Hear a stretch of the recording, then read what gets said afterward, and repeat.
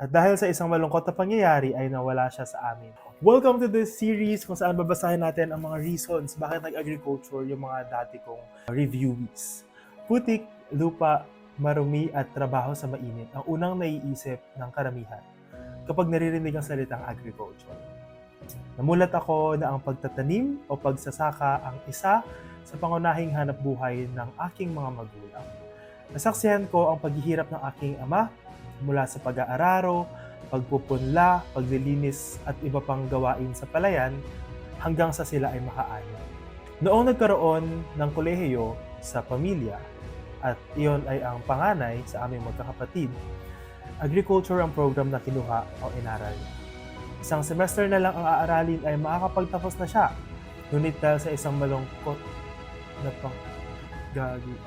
dahil sa isang malungkot na pangyayari ay nawala siya sa amin dahil sa isang hindi yata pala pwede to sa akin as an empath. Ang mga pangyayaring ito sa buhay namin ang ilan sa naging dahilan kung bakit ko piniling aralin ang programa. Bakit hindi ka nag-edu? Ay, akala ko edu ka, tanong nila.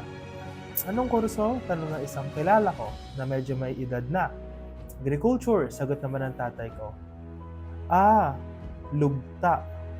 Ang lugta ay salitang kuyonin na ang ibig sabihin sa Tagalog ay lupa.